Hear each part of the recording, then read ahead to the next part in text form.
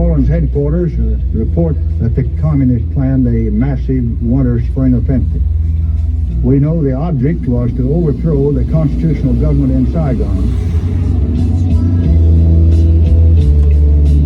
It's not just the embassy that is under attack, but dozens of targets across the capital. At this very moment, in downtown Saigon, a battle is raging in the streets. Scores have been killed, hundreds wounded.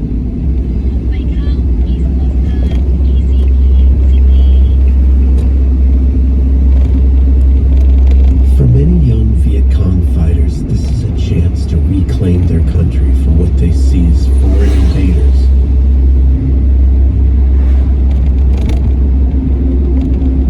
Chăm đâu tới khoảng 15-16 tuổi trong năm 1967, gia đình chú hy sinh ngày anh thứ 6. Chỉ có một cái cơ may này không? Để là chú trả thù đó thôi.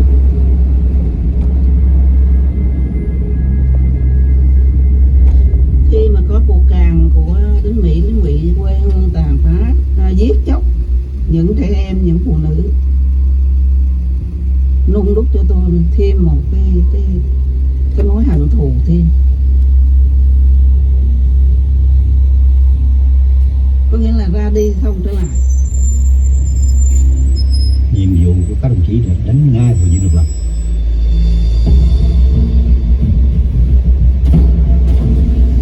The Americans tell us they're winning the war. Well, here we are, we're right in the center of Saigon. In fact, just opposite the presidential palace. The Americans and South Vietnamese fight back, and the Viet Cong fail to storm the presidential palace. The Viet Cong apparently have taken refuge in a partly completed hotel. Theo dấu máu dấu vết đó thì biết chú ở từng cái video mới xây dựng lỡ dở đó. Không còn bám vào cái cao ốc đối diện với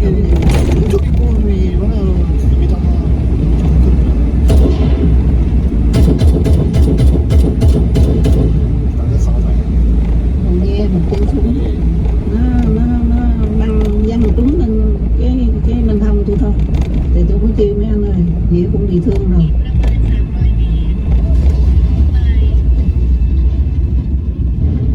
Trên Nghĩa đó thì nó đâu không bị thương. Tôi mới nói thôi, chắc là em không thể cùng với các anh đi nữa được. Nhiều Nghĩa đi thì lại là cản trở cái chuyện chiến đấu của mấy anh. Anh Lê Hôn nói không, thì bây giờ sống cùng sống, chết cùng chết. Thì lúc đó là anh Lê Hôn mà thầy nhiều cho nên tình sao. Thì sau đó nó bắt đầu nó tung nó vô nó bắt.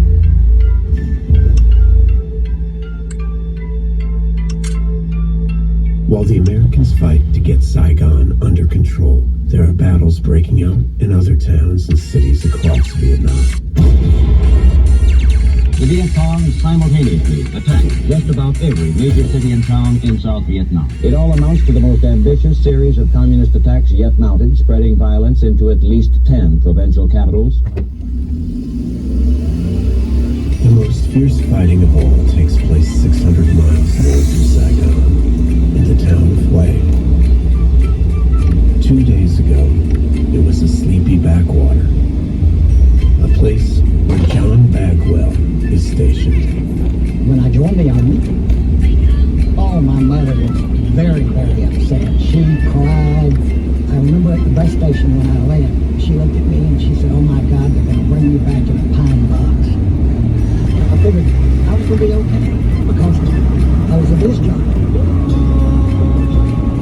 Warning, Vietnam! Army Specialist John Bagwell, I've got rock and roll music for you. First cab.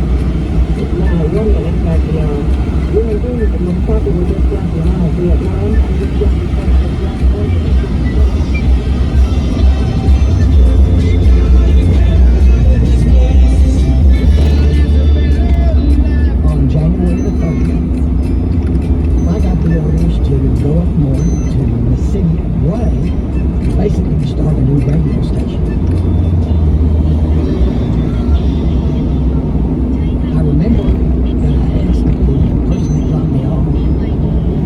this where I'm supposed to be? And he said, oh yeah, this is the radio station.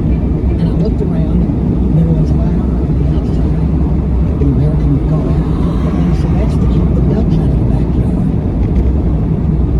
I said, should I feel safe? And he said, oh yes, nothing ever happens.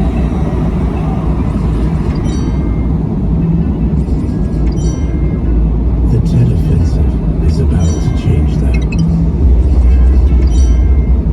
It was probably 2, 3 o'clock in the morning. We were seeing all kinds of rockets going off, tracer bullets. So I called the military, and they actually said, stay put, you think you're under attack, we'll send somebody to get you. At this point, the military calls up reinforcements.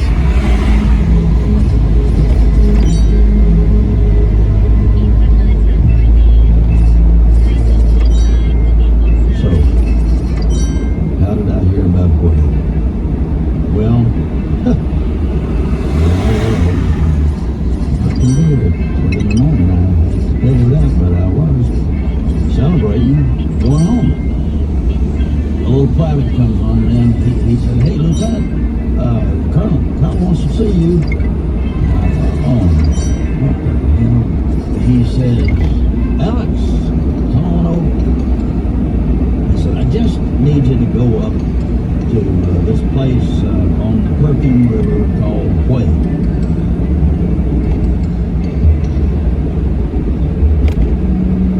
I need you to go up there. I just blurted right out, and I said, but Colonel, I'm not about to volunteer for you to come back. Hell, I'm just lucky to be alive right now. That's just what he didn't do. He said, Lieutenant, get the hell shot with 600 turbo.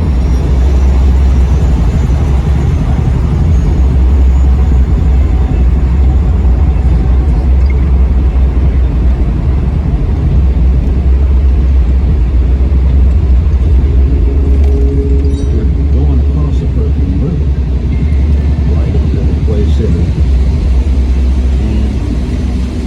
and you're seeing a firefight going on in the ground.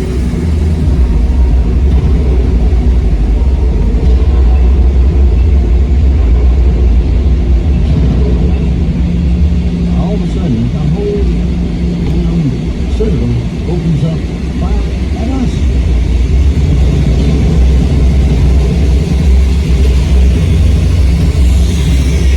And some of them were hitting the top.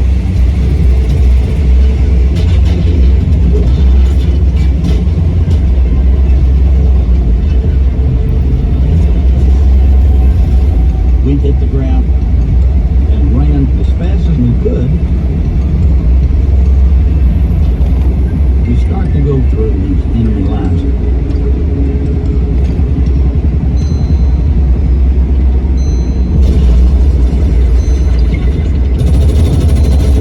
Bedtime, they overran the place.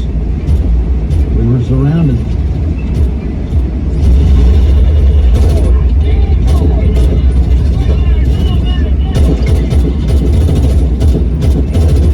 And I thought, Lord have mercy, I guess this is the end.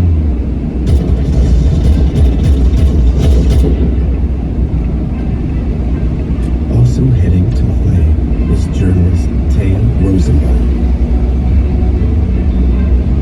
Oh, that's me. I'm getting my wings. At that time, I was still young and inexperienced. I was always told, oh, you're just the wife of the bureau chief on ABC News. You're just Mrs. Dick Rosenbaum. But I wanted to prove myself. I said, I'm going out into the field. We heard there was something big going on in Wales. Taya's reporting from Wade became part of changing the way America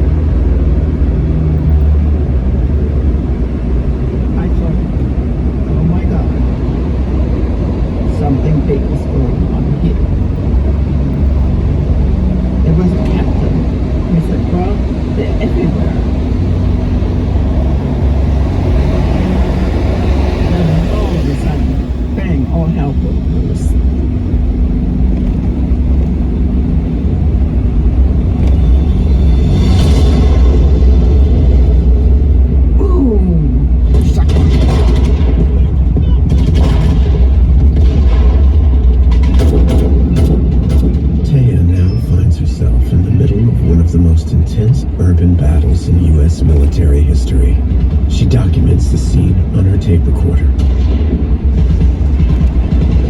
Fire from our white flag coming down, and fire from across the river. I can see people running now in front of us. They cross the street, going up to the right. We went trying to find some cover anywhere we could find it.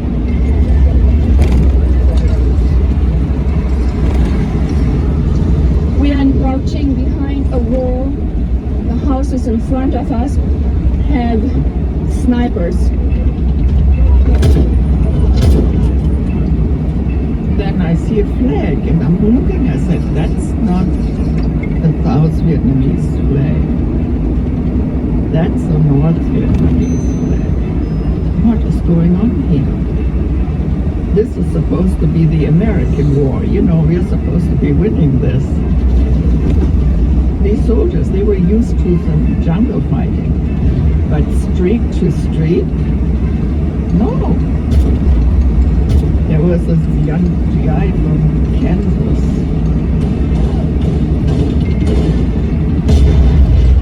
And I said, well, this isn't Kansas anymore, is it?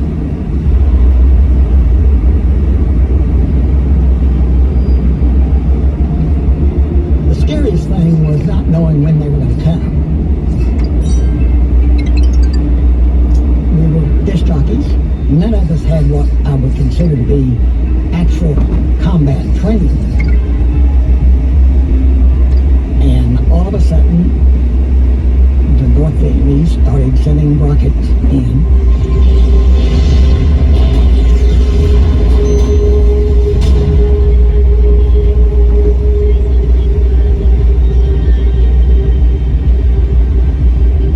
And then I found myself at a window. All of a sudden, I saw this young Vietnamese soldier. It just appeared out of nowhere. He's got a gun. One bullet literally went by one ear. And I knew that if I didn't shoot him, he would shoot me. I aimed my weapon, I pulled the trigger, and I shot him. And he lay dead.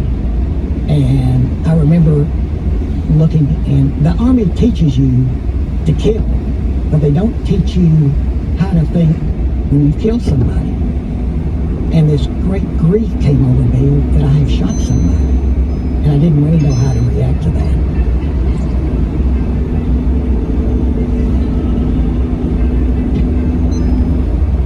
I knew I had to run or be killed. The North Vietnamese were shooting continually at me.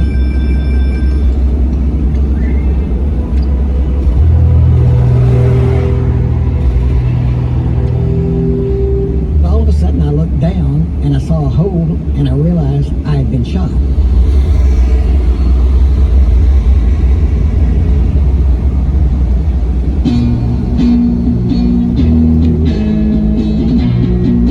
As the Tet Uprising enters its second week, the Americans and South Vietnamese have regained control of most major cities, including Pleiku, Ban Mi Thuot, and Nha Trang.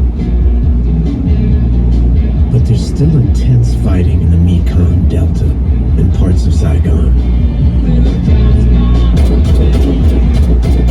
Still an estimated 700 Vietcong infiltrators still inside this city. This broke out about 6-7 days ago. I've been fighting ever since then. You've been fighting out in the field then? Right. Which do you prefer? Field. But of all the battles being fought, there is nothing quite like Hue, where the North Vietnamese have 10,000 men fighting street by street. The Viet Cong struck the ancient city of Hue so suddenly, they had it surrounded and occupied.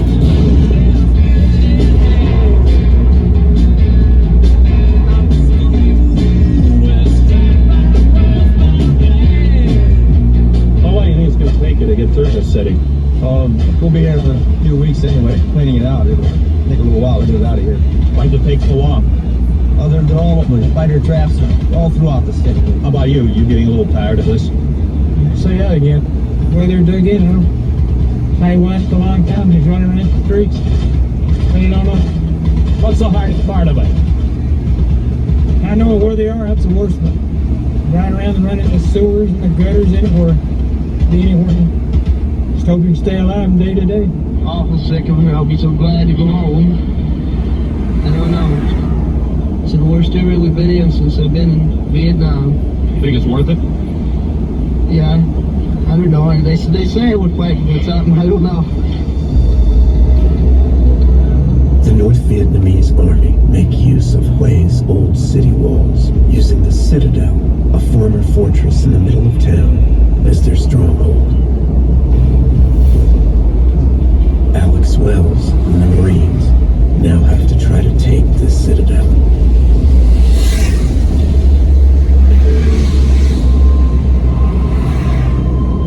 There was no way out, no back door.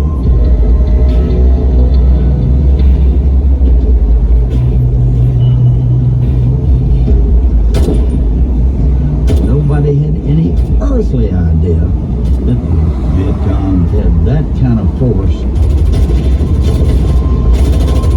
These bastards were going to overrun us. They would like to call in airstrikes, but torrential rain and storms have grounded the Air Force. With the weather the way it is right now, we are presently waiting for it to clear a little bit so we can get some air support and try and keep them off of the walls so we can get up to the walls and then reach them and get inside. I'm telling you, when I got on that chopper, I thought 24 hours. I'll be back drinking beer with the colonel. What in the hell have I gotten into? And what is going on? How could this possibly be happening?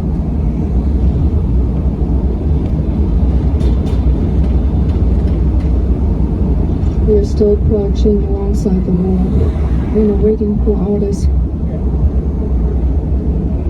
Are we on the south side or the north side of the river? We're on the south. I was lying on the ground in the dirt and being pinned down. Where are they? Do you know where they are? There were Marines trying to call into Saigon. And nobody believed them. Wait, what's wait? There's nothing going on there. Wait, this is nothing compared to Saigon. I said, you gotta get me out of here because I had great stories. It looks like we're going to be overrun. I had no fear. I took the damn radio and I'm saying, fire on this target. After 14 days, the weather clears and the American bombers move into action.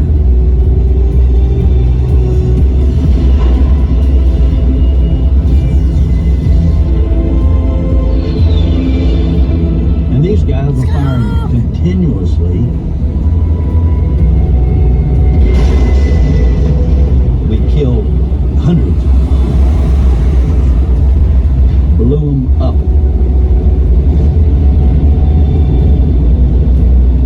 We broke through.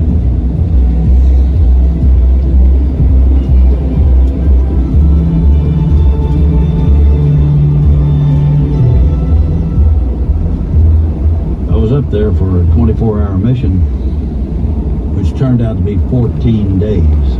14 days of pure blood and guts and death and destruction. That's just the way it was.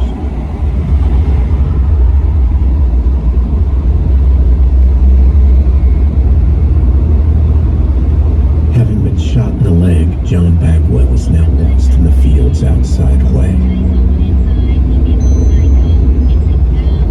I crawled through the rice paddy. I was bleeding all over the place. And then all of a sudden, I saw an American military base. I had this warm feeling that came over me. I've sort of described it to other people as warm pancake them soaked in butter. Sir, we have some over here. I can't tell if it's a ditch or what it is. There's something moving around the base of that wall out there. As I get closer to the base, I jumped up and said, "I'm an American, don't shoot. I'm an American, don't shoot." And he said, "I'd recognize that voice anywhere. Bagwell, Bagwell, we thought you were dead." And they welcomed me in. I learned that I could survive, and I learned there was a lot more to me than I thought there was. And if I can get through Vietnam, I can get through anything else in this world.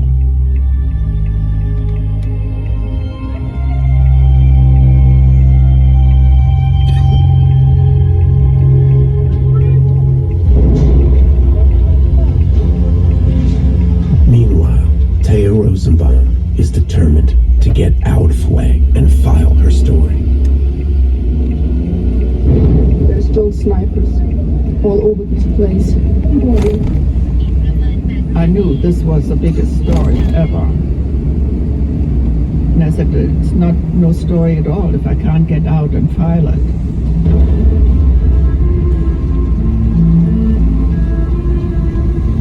There was a pilot and co-pilot. I said, "Hey boys, can you give me a ride?" And they said, "Well, okay." And I said, "Yes."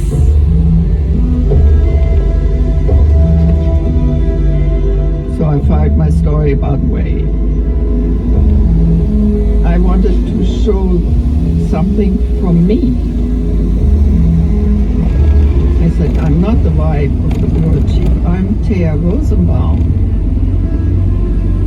I think that once the reporting started to get out, the public in the United States realized what had happened in Hue.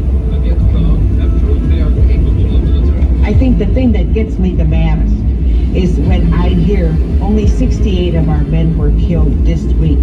What do they mean, 68? That's 68 families that are torn to pieces. They hope they know what they're doing. If they don't know what they're doing, we're in trouble. You kind of wonder, is it all worth it? The Tet Offensive takes the American death toll over 23,000. The Viet Cong losses are even heavier. 50,000 people have died in just 4 weeks. Là cái mậu thân đó, và cũng chiến thắng rất là lớn. Nhưng mà ta hy sinh cũng nhiều lắm. Bay Han and Vu Minh Nha were both sentenced to death. But Bay Han escaped, and Vu Minh Nha was spared as part of a prisoner exchange. Today, on the anniversary of the Tet Offensive, they pay their respects to their fallen comrades. Anh Bảy Hôn và đồng đội đã cứu sống tôi.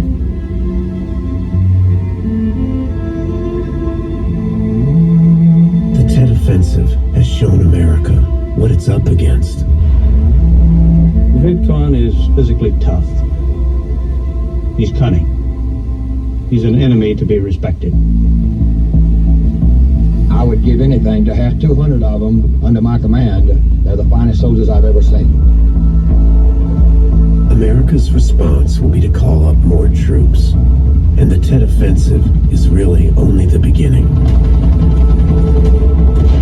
1968 will be the bloodiest year of the entire war.